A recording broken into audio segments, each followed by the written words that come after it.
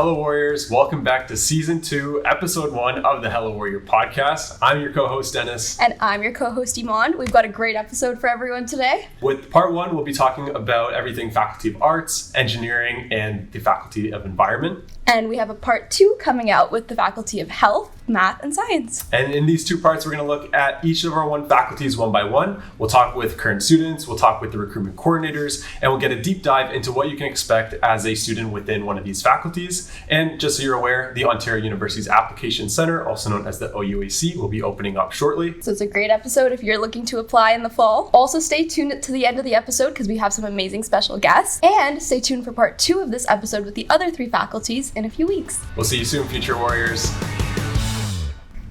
Hello Warriors, welcome back to the second season, episode 1. First faculty that we're going to be talking to today, the Faculty of Arts at the University of Waterloo. We're very happy to have both of you here today.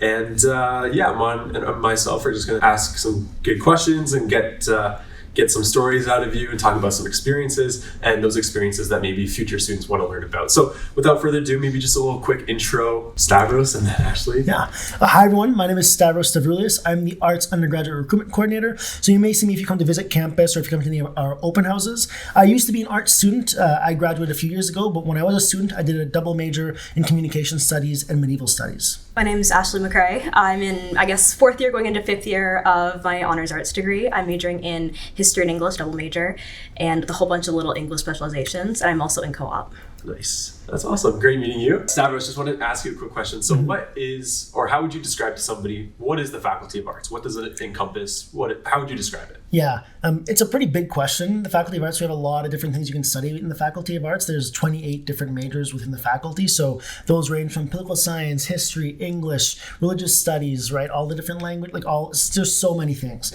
But really what, we kind of try and teach and preach in the faculty, kind of regardless of what you're studying, is we're trying to teach our students human-centered skills is kind of the way we put it, right? So things when you're talking to people, when you're communicating, how can you do things that are going to help you interact with humans and make everything better, but in a really kind of physical, interacting with humans kinds of way. Right. Yeah, that's kind of the main thing. Again, it's different depending on what major you might be studying. And because we have so many, it's kind of hard and we can't really go into each individual one as much as I would love to. But at its kind of core, that's what I always boil it down to, is that we're trying to teach our students human-centered skills for whatever they end up doing once they graduate. Yeah.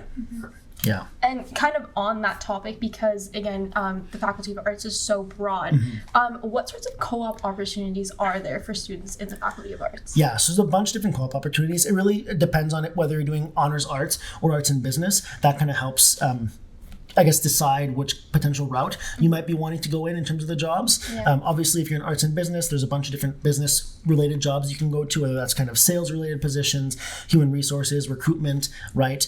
You both are in recruitment right now, and you're both in your co-op terms, right? So that kind of thing. So there's a lot of different routes like that you can take. What's nice, though, is that there's a lot of different options that are also kind of combining that business aspect potentially with whatever you might be studying, right? So I had a bunch of friends when I was a student that were in theater, and they were actually able to work at local theater companies, even like Drayton or Stratford. Those are 2 big festivals that are kind of in the area here. We're able to go and get their co-op jobs there. So they're, learning the business side of things, but also getting to combine that with whatever they're studying. And there's a lot of kind of combinations like that throughout the faculty. But that's kind of what we try and help our students find, is something where they're able to combine whatever they're studying and put that into a more business or practical purpose and kind of putting it that way. Yeah, love that hands-on aspect that we have, and that's really how they're going to build those skills, and then that's going to get them employer and job ready for afterwards. Yeah. And speaking of, do you have any knowledge of what maybe recent grads are getting up to, or what they're doing from the Faculty of Arts when they graduated? Yeah, again, there's a whole wide range of things, of course, right? But some students go on to do graduate school, right? And that's obviously a big aspect is research. A lot of students like to do that. Law school is another one that a lot of students end up going to, even if they're not in legal studies, right? Some political science students go that route, all that kind of stuff. So those are kind of, I would say post-degree studies and doing that kind of thing. But then a lot of students do go straight into the workforce and do that kind of thing as well, right? And so, I know some people who went to work at Shopify, which is a kind of branding company, I guess, people that have gone to work at the big, large banks in Toronto and that kind of thing. It ranges from a bunch of different things, startups, all sorts of stuff. For sure.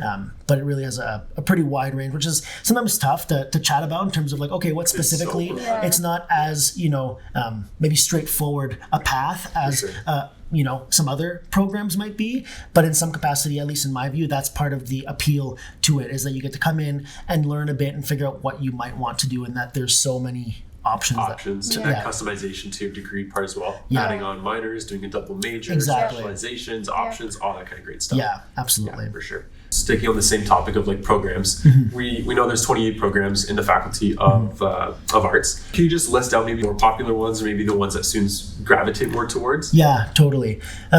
So there's a couple. Economics is a big one that a lot of students go towards. Psychology is another large one that a lot of students go towards. Communication studies, English, legal studies, political science are two other pretty large ones as well. French studies also actually is a pretty large program. So I'll leave it there. That's about eight or nine.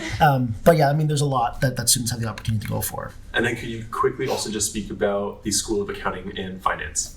Yeah, so we have a couple different entry programs in the Faculty of Arts. So everything that we've been talking about, political science, all these things, these are all majors, right? And then your entry programs, the couple options that you have are honors arts, arts and business. That's where you'll be able to choose one of the majors we've been talking about. Then there's also accounting and financial management, the AFM program. That's one of our other entry programs. When you're coming into that program, you're directly in the School of Accounting and Finance, directly in the AFM program there. There's two other entry programs under the School of Accounting and Finance, computing and financial management and sustainability and financial management.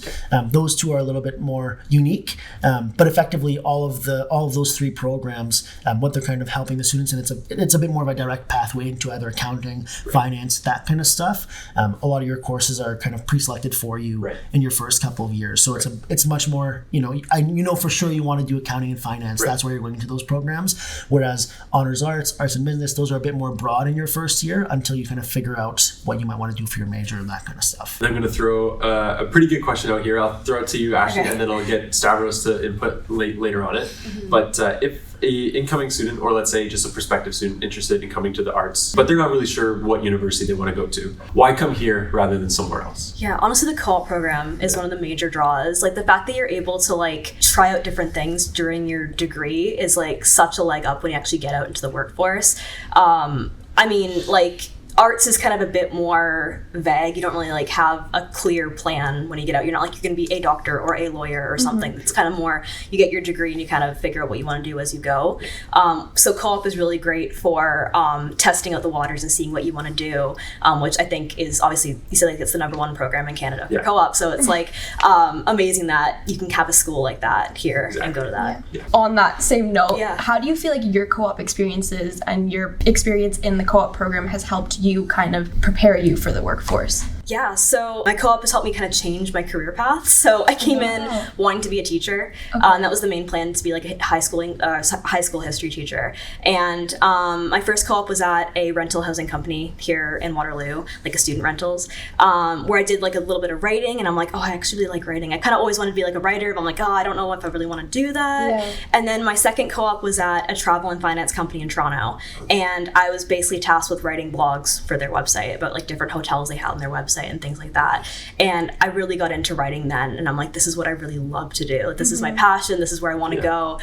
So I did 2 terms with them, and then now here I'm with the recruitment team. I'm writing blogs about different courses at Waterloo. Awesome. So it's I really found my passion and be able to practice it and really see what I can do with that. It's not just you're going to be a book author or something or a journalist. It's there's so many different avenues, and I've kind of found out a couple of those through co-op, which has been amazing. That's great. I'll have you write my next essay for it. Stavros? Yeah, one of the main things I say that is a big factor for students coming to Faculty of Arts here is the flexibility. We've talked about that a little bit, right, here and there. But when you start at the Faculty of Arts at Waterloo, even though you might know, maybe you want to do political science and want to do English, you might have an idea. When you come in as technically a general arts student. Okay. And then you'll choose 2 prospective majors, 2 things you might want to study, and it's only at the end of your first year that you officially declare your major. So basically, you have the opportunity to come in, take courses, and try and figure out a little bit of what do I like, what do I want to do, right? When I switched to the Faculty of Arts and I was trying to figure out, okay, I think I want to do communication studies, but I'd never taken a communication studies course before, that one course. And then as I was taking courses, I'm medieval studies, this is cool. I took it as an elective. I really liked it and found out, okay, I think I want to do more of that. And then I ended up double majoring. But it gives you the opportunity to come in, take courses. A lot of times courses that you wouldn't have had the opportunity to take in high school, just things that, high schools are not able to offer. So you're able to come in, take some of that stuff and kind of, again, create your own degree for you a little bit, whether it's a double major or adding minors or whatever that might be, figuring it a little bit for yourself. So I think for students that are maybe a bit more I know I like the arts, I know I like history and English and this and that, but I don't really know maybe 100% what I want to do, it's a good opportunity to come in, take some courses, and figure that out before you have to officially declare a major at the end of your first year. Love that. That's perfect. Like you kind of just mentioned, they don't have to choose the right program. They can have all these passions and things that they're interested in, and then narrow it down as they kind of go and cater their degree to that. Totally. How would they pick, I guess, the right program for them? Or what tips would you have? Yeah, I'd say that one of the main things, or at least initially, is deciding whether or not you want to be in honors arts or honors arts and business, because that will change it a little bit for you. If you're in honors arts, you have to take your 16 courses for a major. So a major is always 16 courses, no matter which major you're taking. And then you have to take your one arts first course, which is a course that first year students take. And then the remaining 23 courses are effectively electives. You can do whatever you want, add a minor, double major, whatever you kind of want there. In arts and business, you still have to do your major, you still have to take your arts first course, but you're adding 14 business courses to the mix there. So that only leaves you with 9 electives. So, both have their values, right? In the arts and business, you're getting to add that business aspect to it, where you can kind of combine whatever knowledge you're getting in your major with the business knowledge, versus the honors arts allows you a bit more flexibility to maybe do a double major, or kind of creating what you might want to do. So that's like the first step that really students need to figure out when they're applying, because at the stage in high school where they're at, they're applying for either honors arts or arts and business, right? So they need to decide. They can obviously apply for both, that's an option, but ultimately they need to decide which one they kind of want to really pursue. And then, like you said, once they get here, they'll be able to talk to their advisors, take some courses, figure out which major that maybe suits them a bit better. But in terms of like the program, at least at the stage of applying, those are the two main aspects they really need to kind of consider a bit. Gotcha. Yeah. That's perfect. Yeah, that's super helpful. Yeah. You mentioned arts first. For students who don't know, who are in high school, maybe who don't know what an arts first course is, do you want to explain? Yeah, that's a super good point. I mean, you've both taken arts first courses, so I can maybe pass it to you as well. But the arts first program is basically a program that we created about 6 years ago now, I think, for all first year students. It's effectively, the idea is that we want to try and help transition students from high school to university. So the whole program is based around that, based on when you're coming to university, how do I write an essay? How do I, present something? When I'm doing a reading, you have to do a lot of readings, as you both know, in university. So when I'm doing a reading, how am I going to extract the information that the instructor is expecting me to get from this reading? Those are all the things you're actually getting graded on in the class. So you're getting graded on those things, but then the instructors get to come in and teach about kind of like wacky topics that they don't often get to teach about. So as an example, this past year, there was a course that was called Crazy Pastas, where they just taught about different kinds of pastas and how they were created, all that kind of stuff. Another one was called Communication, Technology, and Cell Phones. So it was like how communication evolved as technology evolved with it. I know this year there's a one course that's on improv. So I don't know exactly what they're going to be talking about there, whether they're going to be actually doing improv or learning about it. But, teachers get to come in and just instruct about random topics. But again, you're not getting graded on the topic. If you don't know about pastas, that's fine, right? What you're getting graded on is, am I presenting my ideas effectively? How am I doing all this stuff? So that when you get to your second year, you're just better prepared, you have a better knowledge. And what's nice is that those courses are capped at 25 people.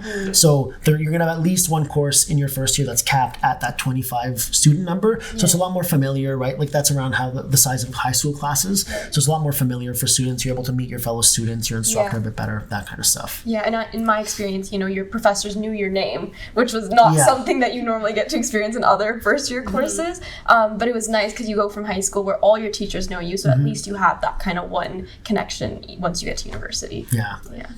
And then Ashley, we'll throw it back to you really quick. Tips for incoming students. So just general tips, things you've learned while you're in university or maybe when you were applying that maybe future students should know about. Yeah, so just try as many things as possible. Like join as many clubs, do as many sports as you can. Even if like some drop later, you're just not into them or whatever, just like do as much as you can. That's how you make friends, how you learn new things. I actually started fencing in second year, which I never even thought I was ever going to do, but I just was like, why not, I want to meet some new people and try something new, and now I'm like on the varsity team. I met all these great people and everything. So like, just like try new things as much as you can. That's how you grow and you meet new people. Love that. Just to end it off, Stavros, do you, even though we had a great chat today, I definitely know that we didn't get to chat about every single thing about the Faculty of Arts. So where can students go to maybe find some more information as they're researching more about our faculty? Yeah, I mean, our Future Students website is one of the best places. Like you can see the whole list of the 28 majors. Each of the majors have their own website, so you can go into each individual website to learn more about that major, some sample courses, all that kind of stuff. So as you're trying to figure out maybe what you want to do, that's a good place to definitely start. Of course, coming to visit us on campus is also one of the best ways, because then you get to actually see people, chat with people, actually see the buildings, museums, all that kind of stuff. So you can book a campus tour or an arts tour anytime in the fall, effectively at this point now. And then, of course, coming to visit us either at OUF in Toronto or at Open House in November is the best way, because then, like Ashley said, right, you get to come in, you get to actually chat with instructors, chat with students in each individual major. We have representatives from all the majors on that day in Open House. Yeah. So just a really great opportunity to come in, chat with a bunch of folks, and get a better idea of what is offered. And then also, like, when you come here, what might that be like, right? Talking to the instructors, all that, like, it plays a big role. Right. And you just envisioning yourself on campus as exactly. well. It's a huge aspect. Yeah. You're going to be there for 5 years, right? Exactly. You want to make sure that it feels like home. Exactly. You're going to actually want to be there, right? Yeah. So, yeah. Love it. Perfect. What an amazing start to looking at all the different faculties. Thank you, Ashley and Stavros, for being here and talking more about the Faculty of Arts. And on to the next faculty, Faculty of Engineering. Bye. Swapping now from all the philosophy and all the accounting and the political science that we just talked about, now we're on to the Faculty of Environment. And we have two amazing people here with us to talk about the Faculty of Engineering. Oh. We'll keep that in mind. I didn't even notice. Faculty of Engineering. Do you want to both introduce yourselves? For sure, yeah. So I'm Abby. I'm the Marketing and Recruitment Specialist for the Faculty of Engineering, and I actually was a student here. I studied honors arts, actually, and I studied psychology and social development studies here at Waterloo, and now I work here full-time helping students interested in engineering. That's awesome. Yeah, my name's Ria. My pronouns are she, her. I just finished my first year at the university, so I did my first year in nanotechnology engineering, and I'm currently on my clock term, and I'm actually working with Abby right now under the faculty, which is a cool experience. That's awesome. And Ria, why did you want to go into the Faculty of Engineering or even into nanotech engineering? I think the biggest reason why I chose engineering was specifically just because it was kind of exactly what I wanted to do. I kind of didn't know what I wanted to do for a while, but then I realized things like, mostly because of courses and kind of areas of things that I enjoyed, that engineering really aligns with that in terms of I like math, I like physics, I like chemistry, I like kind of the regular stuff of engineering. So yeah, it's probably the biggest reason why I went into engineering. Awesome. And tell us a little bit about nanotech, because I'm fascinated. Yeah, so nanotech is really just engineering on like the nano scale. Okay. So like literally molecular or like even smaller scale, which is pretty cool to think about. A lot of issues kind of stem from that scale, so we tend to do a little bit more of a deep dive into nanotechnology and learn things like how that really relates to a lot of different issues on a larger scale. When you start to scale things up, you realize, oh, that was from nanotechnology that there's an issue here. And nanotechnology is literally in everything and anything. We don't realize it at all, but there's so much that is used even in things like, even everyday items have nanotechnology that we would never think about. Wow. For sure. And it's actually pretty cool because just recently we visited some of the clean rooms and the nanotech spaces that we had on campus. And maybe we'll put a picture here or something. But those places are really, really cool to see, and all the gowning and all the things that go into it and the like fabrication process. That was an awesome experience to kind of see and get a feel for what students are really going through and experiencing even in their undergrad years. So yeah, I mean, even like all the lab spaces and things like that, I think a big part of it is that we don't know anything about nanotechnology, and a lot of it stems from we can never be too safe. We can never be too safe when having like gowning and all that safety precautions before you go into a lab, before you kind of do all that. You can never be too safe when it comes to things you do not know at all. Exactly, especially when you're working with things a billionth of a meter. Yep. Yeah, exactly. Abby, how would you describe the Faculty of Engineering? Mm-hmm. So it's interesting. Before I started working in the Faculty of Engineering, I didn't really know what engineers did or what engineering was.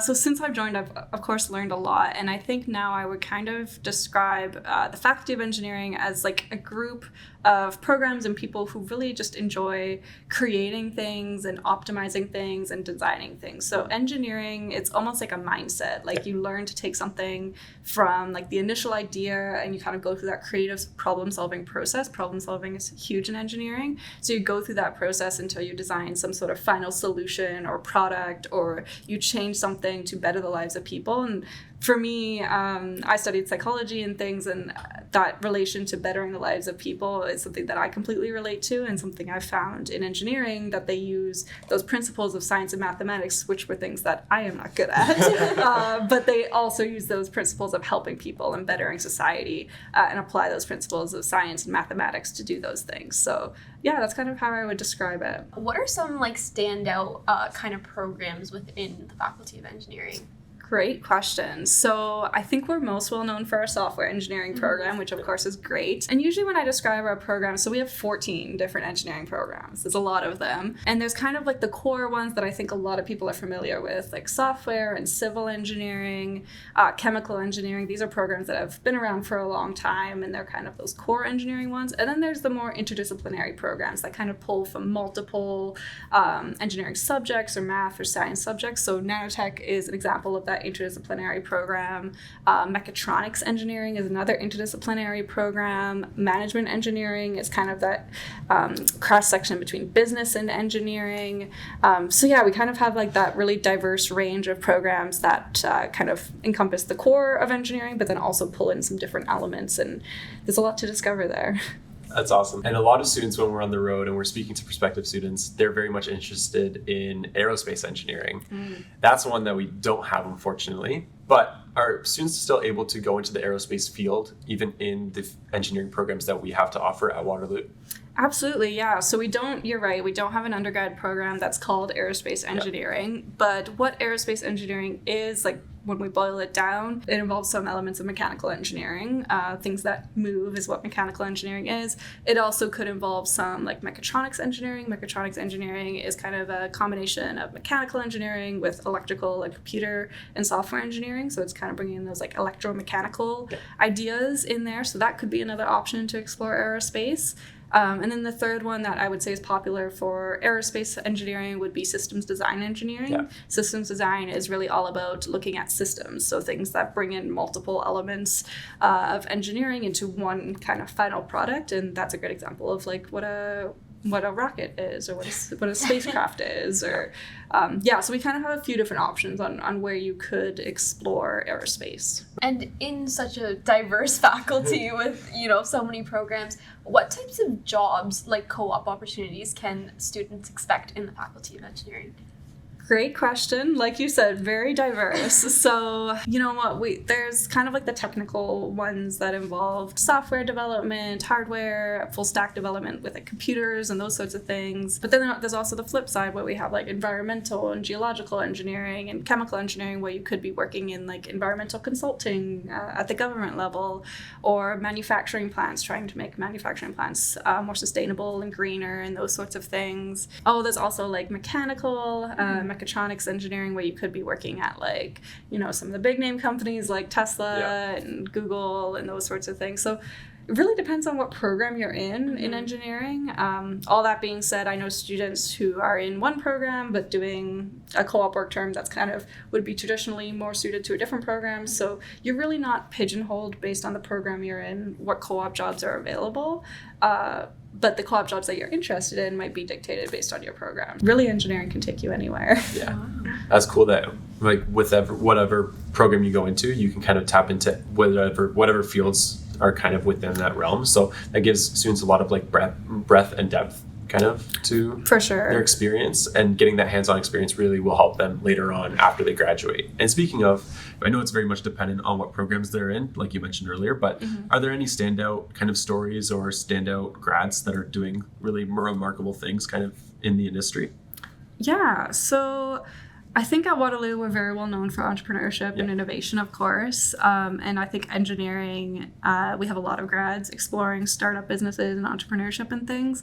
One thing that's really unique about the way our engineering programs are structured, at the end of their undergrad degrees, our students complete a capstone design project. It's kind of like a final project that brings in everything that they learned throughout their undergrad degree to create some sort of product. And that is the starting point for a lot of our undergrads to create startup businesses. We have a unique intellectual property policy. Everything our students create is their intellectual property. So they have that freedom to take that and go create their own businesses. So we have businesses like Vina Medical, which was created by mechanical engineering students and is out there now. And what does that do?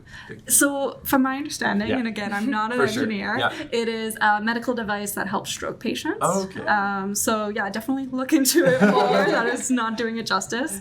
But yeah, it's kind of like a biomechanical device that they created. So that we have like those startup founders, but then of course there's lots of students who don't have that interest in startup, and maybe they'll go to industry, and in that kind of facet, a lot of our students will go back to past co-op employers and have jobs that they find through that.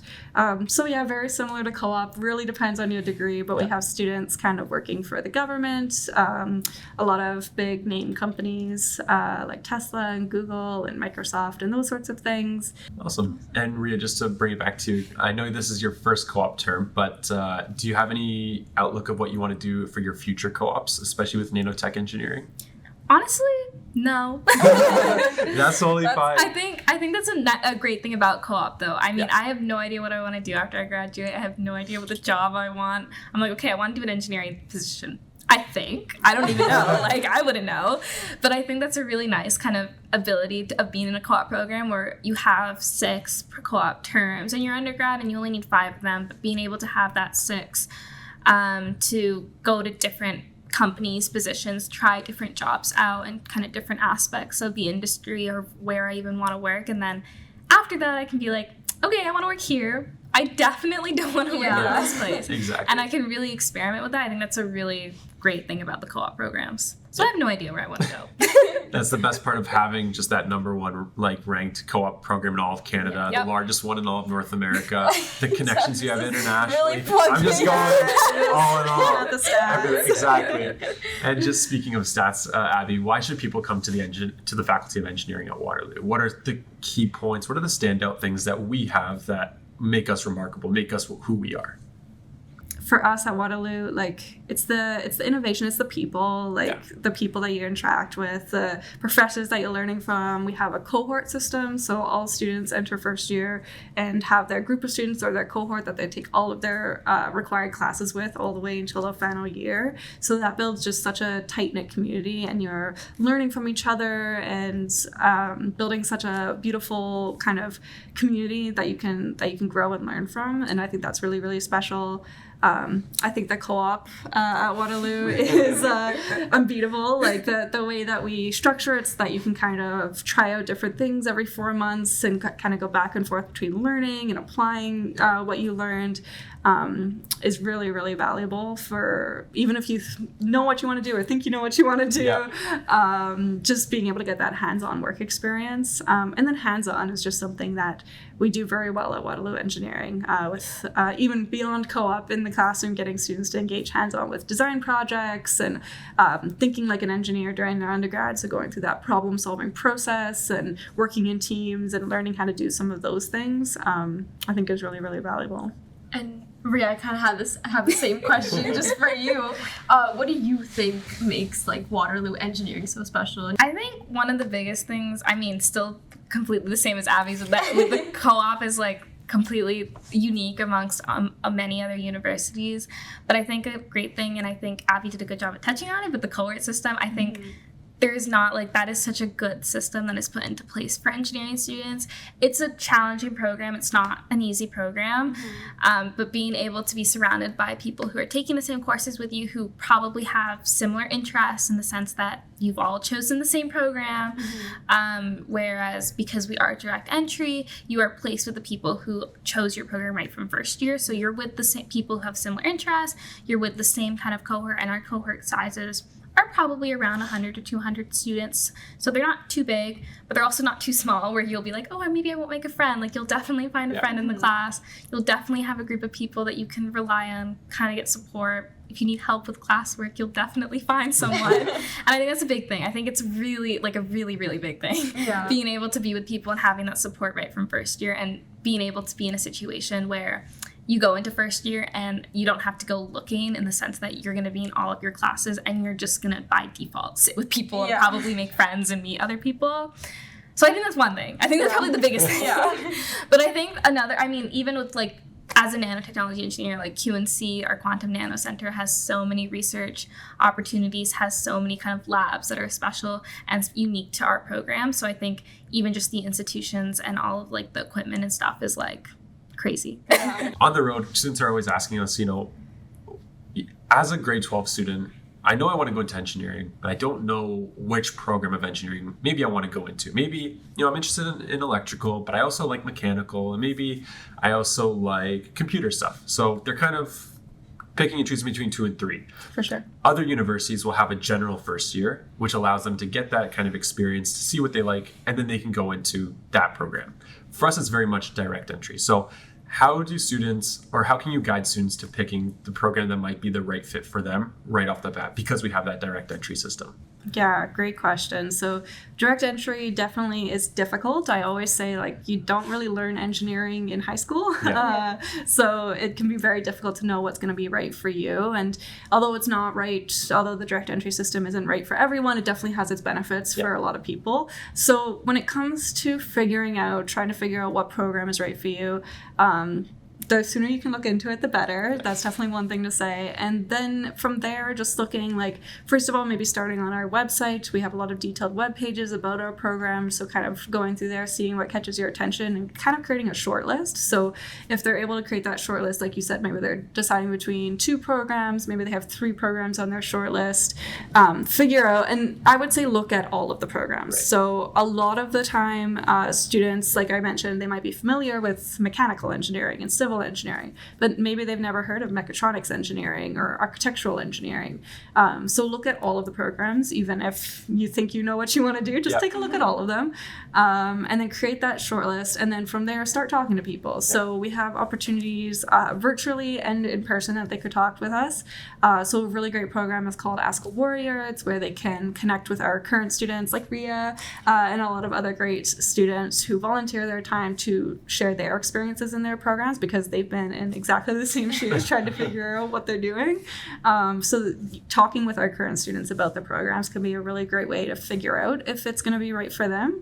We also have something called Shadow Days. So that's an in-person experience where students can come to campus and shadow a current student for a day, kind of experience a day in the life of an engineering student. That's pretty cool. It's very cool. So it gives them a really good idea of what they could expect in that program. They get to meet not only the student that they're shadowing, but often a lot of the classmates and other people, maybe even talk to a professor if they have the time. So that's a really great way to solidify, like, is this going to be right for me? Yeah, and then if you're able to come to an open house, open house is always a great way as well.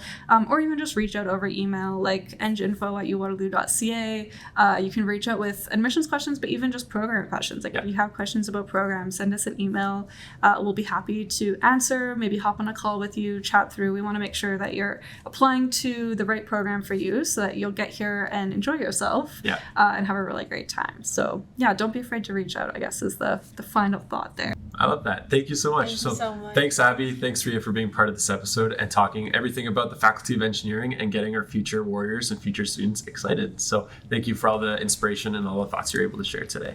Mm-hmm. We will see you on the next faculty soon. Bye. And we are here with the Faculty of Environment. Do you want to both introduce yourselves? Yeah, I'm Shannon Carey. I'm the recruitment coordinator in the Faculty of Environment.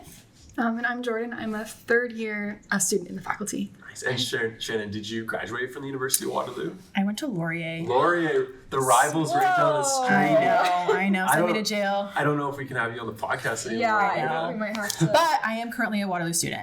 Oh, I'm a grad student. Oh, there you go. Okay. What are you doing for your grad studies? I do communications at Laurier, so I'm doing the Master of Digital Experience Innovation at Waterloo. That's cool. That's awesome. So just kind of starting off things quite generic and just open. So how would you describe the Faculty of Environment for students that are maybe interested to it? How would you describe it, and what does it sort of encompass? Yeah, so we have 9 programs, and they're kind of across like Bachelor of Science, Bachelor of Environmental Studies, Bachelor of Knowledge Integration, and Bachelor of Sustainability and Financial Management. So there's like kind of a wide array of things that you can do, and they're all interdisciplinary, lots of flexibility, like research options, like entrepreneurship options.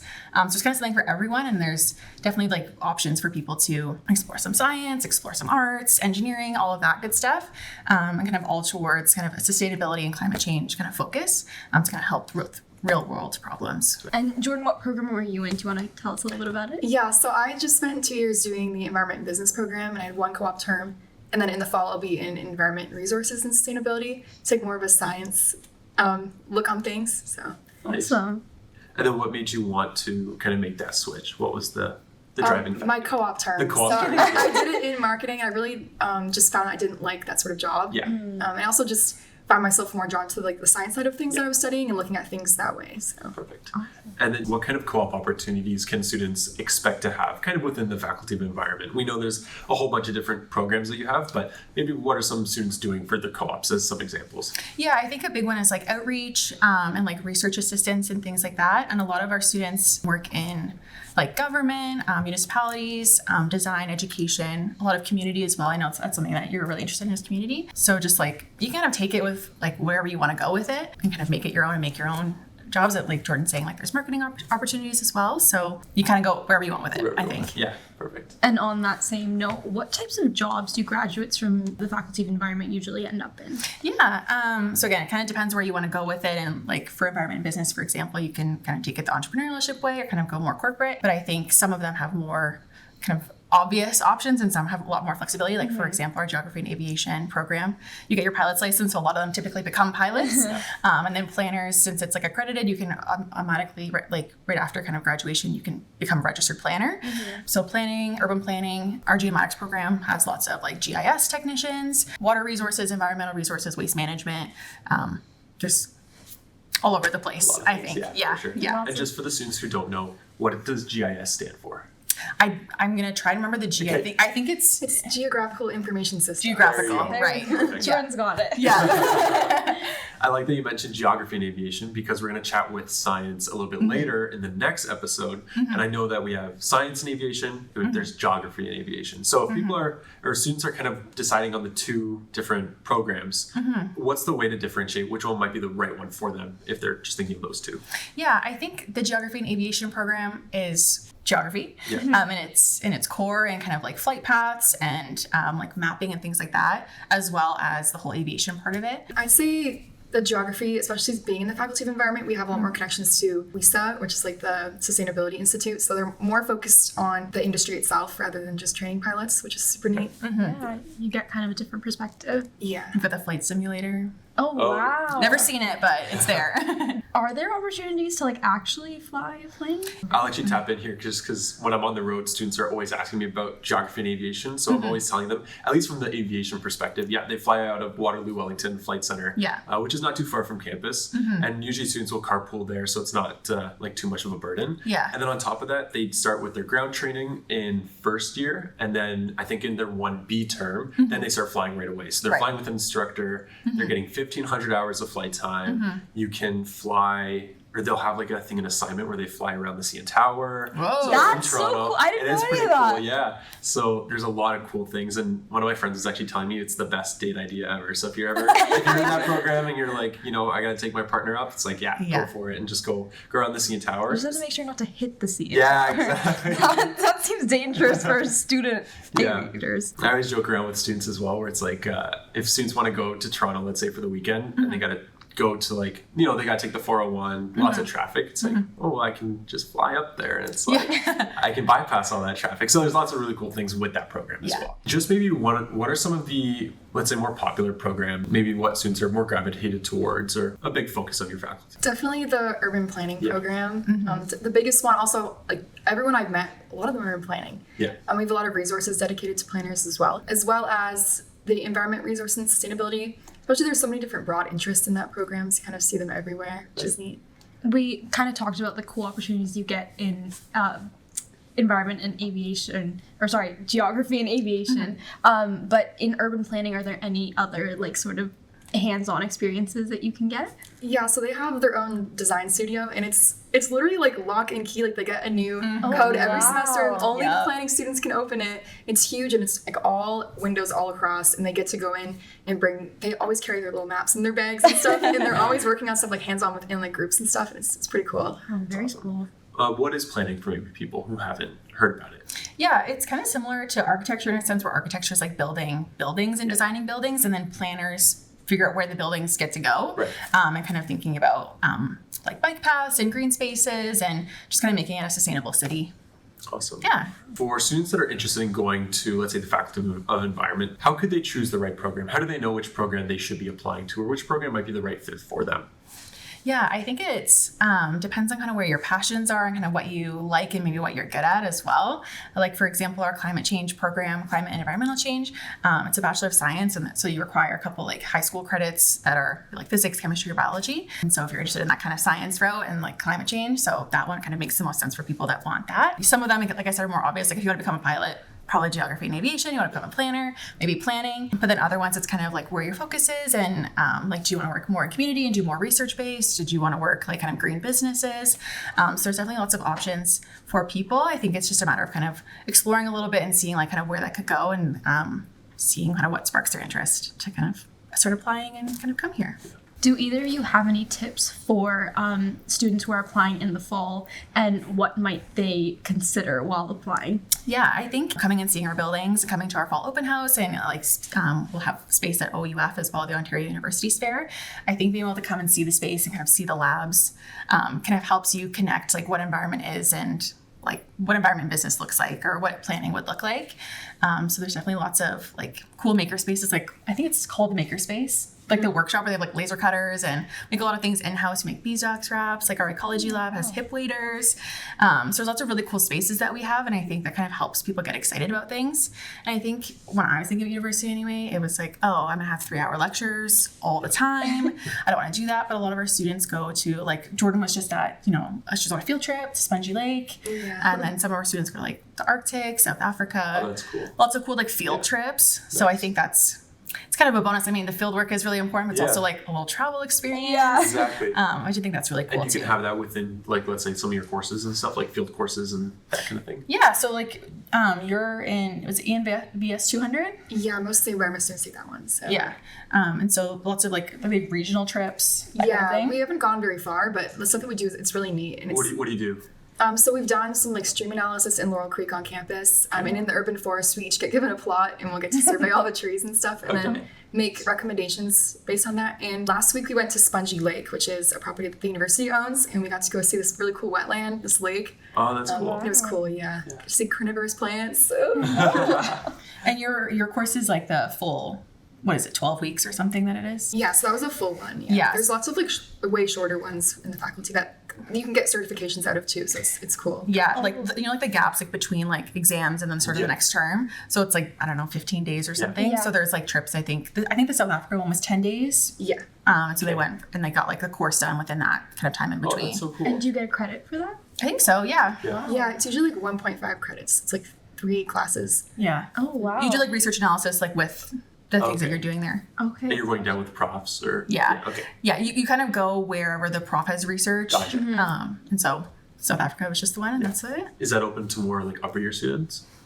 I'm not sure what course code that is actually. It was an upper year course. It was Yeah. like 3rd, 4th year. Yeah, kind of and course, students for sure. from every single program in the faculty went. Oh, really? Yeah, so it was like super broad, like all just Broad. based on coastal communities, but tackling it from from another country. So it was super cool to learn. That's so awesome.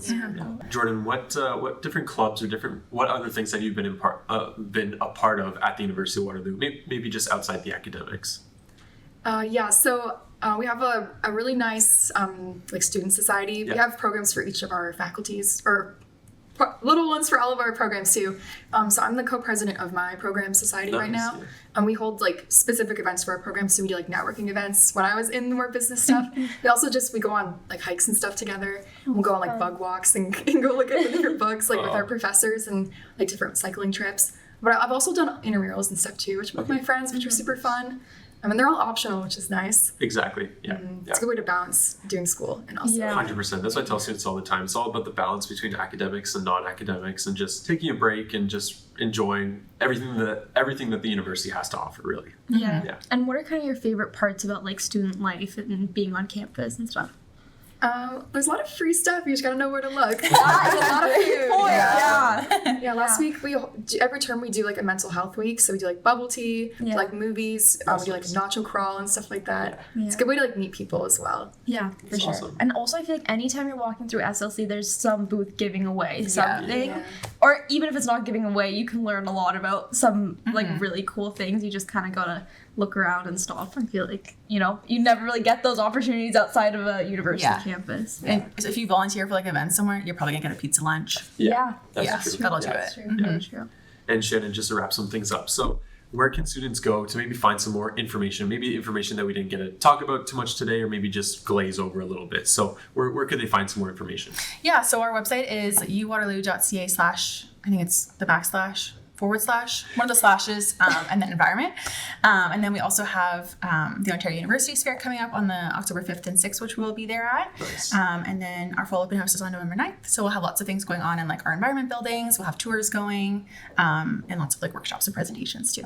Awesome. Well, I know the future warriors, or just students that are interested, are definitely going to enjoy the things that the faculty of environment has going on, as well as all of the rest of the university. So that's awesome. Yeah. Thank you so much. Thank you so much for joining us. Yeah. Thanks for both being here and kind of getting to share your experiences with the faculty and getting our future students excited. So thank you. Thanks for having us. And let's just jump right into it. So we have two amazing guests here, part of our special segment for today. Do you mind kind of introducing either of yourselves? Go ahead. My name is Rula. I'm the new international recruitment specialist. My other role before this is admissions officer for the faculties of health and science. So nice to meet you. I'm Michael. I'm an admissions officer in the Faculty of Math, and I moonlight as an international recruitment officer. So I do a little bit of international, a little bit of domestic, and I look at all the applications for math and CS. Nice. So what does sort of the international recruitment team do? So where do you go, and what is kind of your job and your role, part of the international recruitment season? So the international team makes sure we go to lots of events to meet students that are going into their grad 12 year, getting them ready to apply to schools in Canada, schools like Waterloo, letting them know how that works, how it's a bit different than other universities and other places in the world. So maybe feature some of the places that you'll be this recruitment cycle. Yeah, so I'll be going to Dubai, Abu Dhabi, Kuwait, Qatar, and Oman. Yeah. Now, how many languages? I asked you this earlier today. How many languages do you speak? I speak about 5 languages. No way. Really? What are those 5 languages? So I speak Arabic, Persian, French, a little bit of German, and English. Wow. That's so Yeah. awesome. So those international places is great for Rula. So you're going to have a great time. What are some common questions that maybe students will ask you? I would say students want to know what the difference is at Waterloo. Yeah. So if you've got similar interests that you could take at other universities, for example, if I'm traveling to Hong Kong, students have a lot of Hong Kong universities, but there's Australian universities and United Kingdom universities, which is great. So there's tons of competition to biology, chemistry, and physics. So how does Waterloo do that differently? So the great thing to do is to talk about the co-op program and how Waterloo alumni are everywhere. Yeah. The best thing is that everywhere that I'm traveling to, I've got Waterloo alumni that are meeting me at lots of events. Yeah. So it's really great to show where students are working for their co-op jobs, and that whether you're a Canadian and you're a dual citizen coming to Waterloo, or whether you're getting a student visa and coming here for your experience, getting that Canadian work experience is awesome as well. Amazing. And what advice do you guys have for international students applying to university? I would say do your research, have a look at all the programs, see what really interests you. Bring your questions to us with the specifics of what you want, and focus on like subjects you really like and are comfortable with, and think that you can study for a long time. So, and then maybe we can recommend a program for you and work together. And I would add that the Waterloo and other Canadian universities have very similar timeline. So don't think you have to rush to get in. Yeah, it's not like a first come, first serve. Yeah, but I think once you have the portal open, like I think the OUAC opens to apply in like late September, early October. it doesn't mean you have to apply as soon as possible to get into something that's really hard. I would welcome a student to do the research, as Rula mentioned, to ask those questions, to apply to more than one program at Waterloo. You can apply to up to 3 programs. And by January 31st, 2025, you can have your application in, and there's no issues with that. Right? So that's the benefit. Yeah. For sure. Awesome. And I know earlier we asked you, like, what are some common questions that students ask you on the road? But maybe also, what are some questions that you wish students to ask you? What are some good questions for students to ask you when you're traveling in international settings? I think what Waterloo or what the university life is like, outside of what they perceive university life to be like, or different than the program that they're attending. Does the city of Waterloo and Kitchener-Waterloo, how far is it away from Toronto or Niagara Falls, or how many hours of a flight does it take to get there? Because once we have those conversations, then the University of Waterloo feels less like a far-off place and more like something that's tangible, especially when I talk about the co-op program, because there's no burnout. There's 4 months of school and then 4 months of co-op. So other than moving a couple of times a year, for parents or for families, for siblings, like, when am I going to see my older brother? Other than moving a few times throughout your university career, it's a great way to go to school, because they're not, students aren't coming to Waterloo and going, oh, I'm here for a year, I'm going to be homesick. It'll be here for 4 months or 8 months at a time, and then you'll start switching it up and get you some different experience, whether it's in Canada or it's abroad. Love that. Rula, anything to add? No, I think Michael covered most of it. Yeah. And sometimes students don't realize how easy it is to apply. They think that you need, tons of essays and whatnot, but it's not that hard to go into an OUC application and apply to the programs. Once they do the research, they'll find that it's easy. Yeah. What doesn't take work is the application steps. What does take a bit of work is the research to see which program or programs you want. And what takes a bit more time and has an element of an application is financing. So if you're applying to scholarships, applying to those extra external things, those take time. So set yourself up for, if there's an application date for it's an application deadline, it's most likely the same application deadline for that same scholarship. Gotcha. So do your research in the fall and scholarship prep in the fall, because it'll make things easier in January. And just know that our international recruiters like yourselves are always here to help our students. And you're really their key contact, along with our other international recruiters. So we're super excited to meet with those international students in the fall. So how can international students get in contact with you, or like find out where you're going to be traveling or what school you're going to be in? Are there any resources that they can look at now or kind of find out? Yeah, so the benefit is that we do keep a good social media presence in terms of what we're doing online, in terms of here's where our team's going to be. But in terms of a student reaching out to our team, it's international.recruitment@uwaterloo.ca. And then our team all sees that inbox. So we're able to say, oh, I'm going to Hong Kong, I'll handle that. I'm going to Dubai, I'll send it to Rula. That kind of thing. Love that. Yeah. Awesome. Perfect. Well, thank you so much for being on the podcast and being part of our first segment. Super.